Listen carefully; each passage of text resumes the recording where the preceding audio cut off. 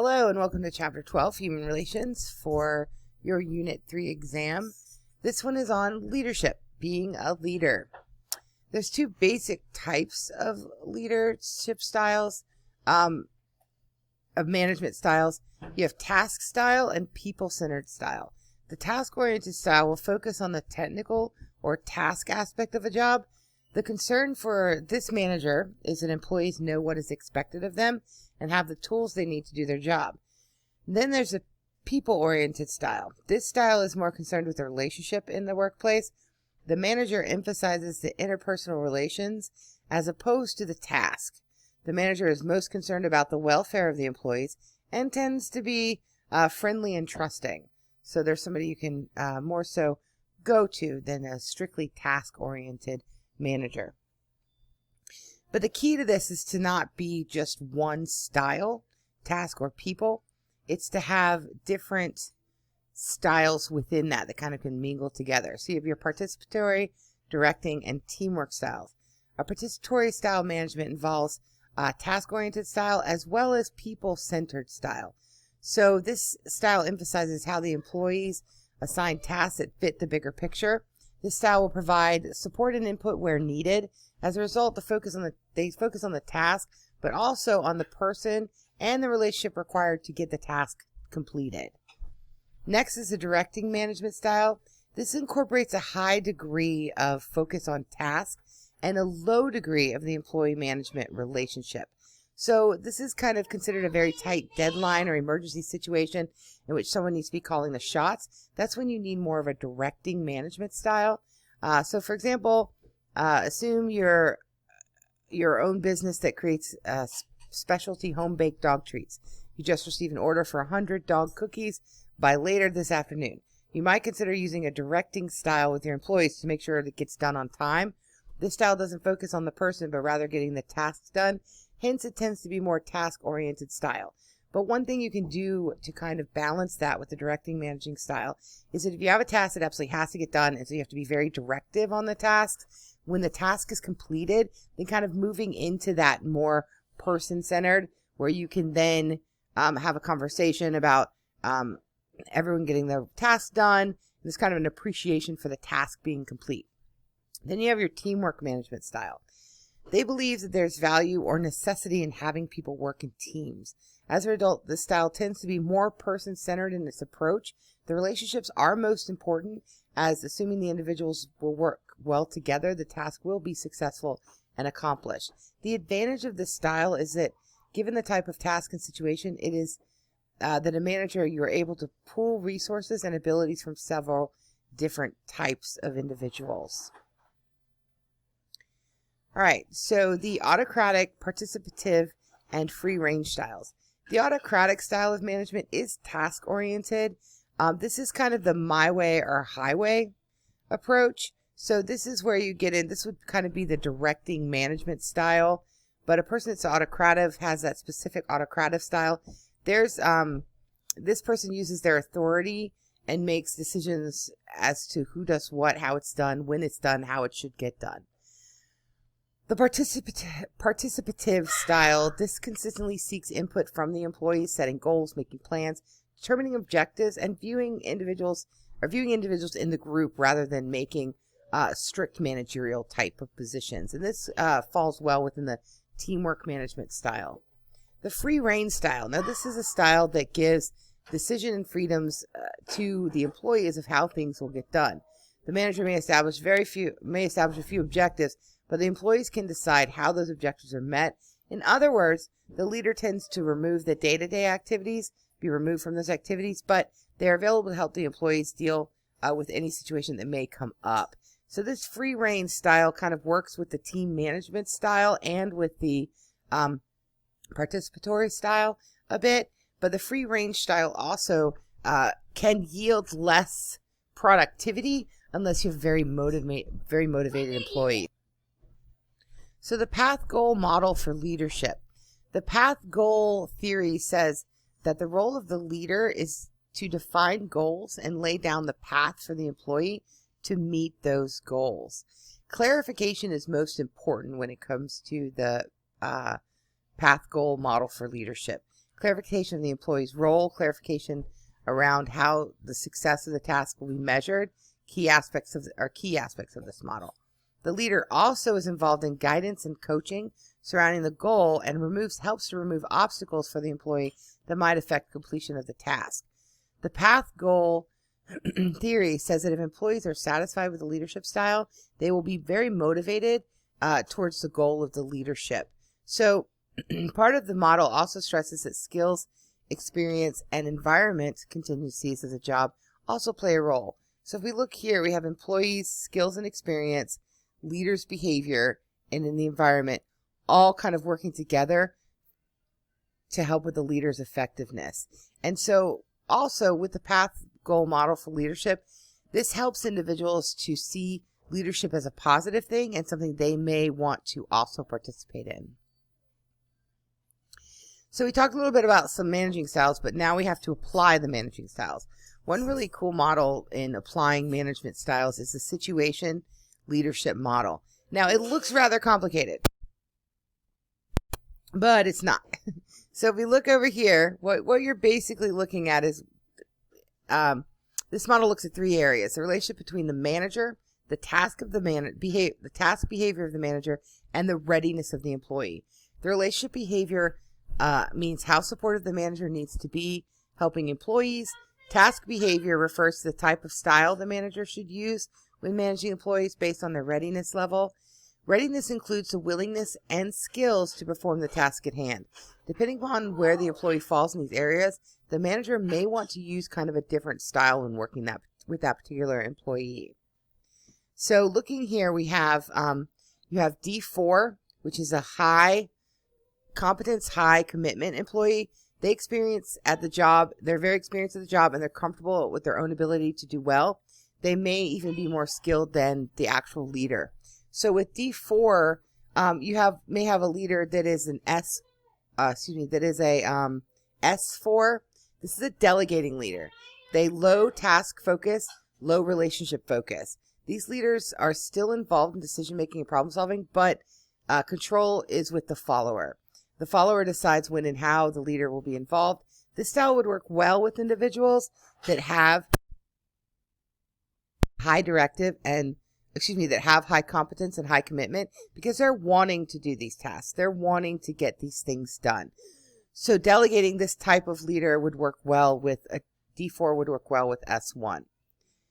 The next style is D3. This is high competence and variable commitment, meaning they're experienced and they're capable, but they lack the confidence really to go it alone or the motivation to do it well or to do it quickly. This may be somebody who is involved in other activities. So this person would be the D3, moderate to high competence, variable commitment. So they may have outside commitments, so they're not really totally into, doing the job, but they know what they're doing, so they just need a little support. So this is low directive, meaning that they don't have to be told exactly what to do, but high support of the behavior, as in like, wow, you're doing a really great job. Thank you so much. What is it I can do to help you? Things of that nature. This would be the S3 style. Participating, supportive leader would be good working with these individuals. That's also could do well with somebody who's kind of experiencing burnout in the job, because they have high competence. They're good at what they do, but they're feeling kind of burned out. So giving them that support may be what they need to kind of push through that burnout, and also being sensitive to what they need. So D2, this is some competence. They're kind of okay with what they do. They kind of know what they're doing, but there's a low commitment. These individuals need a lot of coaching. They need high directive and high supportive behavior, meaning they need kind of to be told when to do it, how to do it, what to do. So kind of a step-by-step directions to maintain objectives. And then D1, low competence, high commitment. Now that sounds like an awkward combination, but generally they lack the specific skills required for the job, but they has the confidence and motivation to tackle it. So this is a position where somebody may be new in the position and they're kind of like, I don't really know what I'm doing, but I need some help.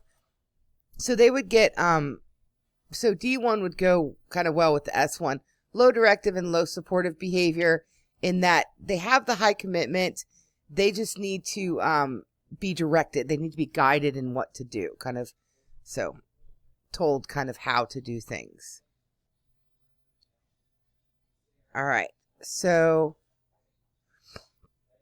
leadership versus management. So when we start talking about leadership and management, they are different. Leadership is something that an individual can be placed in the role. They're not necessarily somebody who is hired to be in that role. They may be voted into the role. Pardon me. They may be voted into the role. So many people use the term leadership as interchangeable with management, but they are different. The term management implies someone that's given a position, like I said before, and through that position, they have a title or power to guide others. Leadership, however, on the other hand, does not require specific titles. Consider like a group project you've worked on, or in groups where you've worked with people, and kind of a leader, someone kind of took the leadership role, coordinating teams, emails, and so forth. The person didn't have a formal title, but they led the group. Getting the team to work better together requires social awareness skills, the ability to understand how they interact together, and how the team may be effective. And this is something that a leader can do very well. Emotional intelligence is very, very important when it comes to being a successful leader. Okay, leadership skills can come from our emotional intelligence, for example, self-awareness, self-management, relationship management, social awareness. Now, of course, all of these things also make a great manager. But again, often managers are people that are just hired in to do a management position. They're not necessarily being a leader per se, as much as they are, this just needs to be done this way. This has to be done this way. Let's get this done this way. They're not necessarily looking to guide, train, or raise up individuals to take on higher positions. Different types of leaders. You can have an appointed leader. This is designated by an authority to serve in the capacity of leader. So, and it can also be irrespective of the thoughts or wishes of the group. So appointed leaders aren't always the leader that people necessarily want in the role, but sometimes people can be appointed, and often it can prove to be a great challenge. A democratic leader is one that is elected to the group. This can also face serious challenges. If individuals in the groups are feel they were neglected or ignored, like maybe they didn't vote for this particular leader, so they felt ignored or neglected, it doesn't represent their interests, they may be less effective in the job because of their choice was not made. Their choice wasn't picked. The democratic leader involves groups in decision making. Process ensures group ownership and resulting in decisions and actions as a result. Open and free discussion are representative in this process, and the democratic leader should acknowledges this diversity of opinion. So a person that's voted in as a democratic leader should absolutely acknowledge that I know that I was voted in. I know some of you weren't necessarily voting for me. However, your voices were heard, and there are some things that I'd like to take into account that you would specifically like to see done, and let's work through this together. So you have to kind of find a balance. All right, then the emergent leader. Contrast to the first two paths of becoming a leader, this one is often out of necessity. The appointed leader may know very little about the topic or content, and the group members will naturally look to the senior member as the most experienced for leadership. If the democratic leader fails to bring the group together or does not represent the group, subgroups may form in which an informal leader will often serve as a spokesperson. So an emergent leader can also be in a group when you have a large group of individuals and somebody has kind of shown that they really know what they're doing. So it's kind of like, you really kind of know what you're doing. We want to pull you in to be able to take over this process. So types of leadership. So you have a leader as a technician. Okay, a leader as a technician often occurs when we have skills that others do not. If you can fix the copy machine in the office, your leadership and ability to get it running again are prized and sought after skills. You may instruct others on how to load paper, how to change toner, and even your pay grade may not reflect this leadership role. You are looked to by the group leader within the context, as a group leader within the context. Technical skills from internet technology to facilitate maintenance. This may experience moments where there is a particular area of knowledge that you're able to solve those problems. Their leadership will be high in demand. So leader is kind of a technician. That's one of the things with me. I'm kind of a leader in my field, faculty field, where people know they can come to me when they have questions about technology or how to use certain programs or how to make recordings or how to get things into their courses. A lot of times people will come to me to ask questions. So even if somebody's not in a leadership role per se, if they have that ability to do things, fix things, people may come to them and see them kind of as a leader. Leader as a conductor. This involves the central role of bringing people together for a common goal.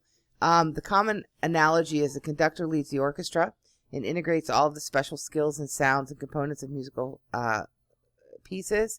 In the same way, the leader who conducts may set visions, create benchmarks, and collaborate with other groups. So it keeps the tempo of what's going on. And we have a person that works with us, and she's always kind of saying, hey, let's get together and see if we can't figure out how the best way to do this would be, yada yada yada yada.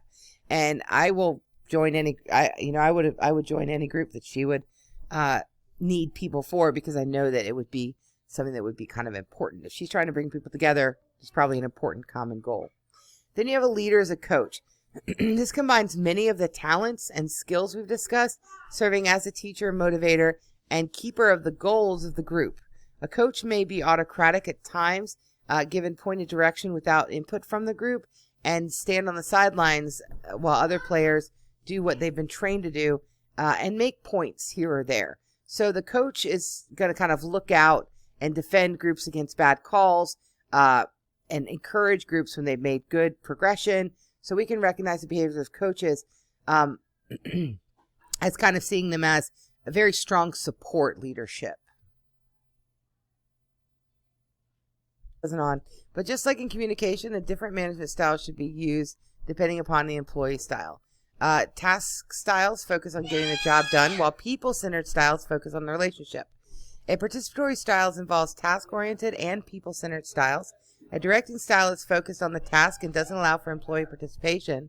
A teamwork style focuses more on teamwork and people-oriented style. The advantage of this style is the ability to use strengths from everyone on the team. An autocratic style, again, doesn't allow much room for employees to make decisions. It focuses on getting tasks done.